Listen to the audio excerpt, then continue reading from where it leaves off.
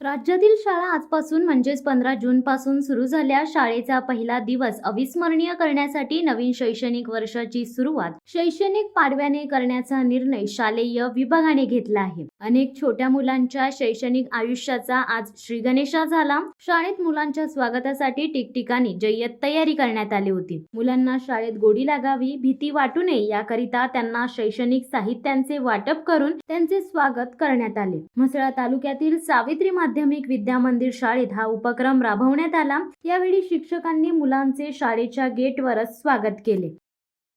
शिवसत्ता टाइम्ससाठी गणेश महाप्रळकर, म्हसळा. दे धडक बेधडक वृत्त देणाऱ्या आपल्या शिवसत्ता टाइम्स न्यूज चॅनलला लाल बटन दाबून सबस्क्राईब करा आणि बेल आयकॉनला क्लिक करायला विसरू नका.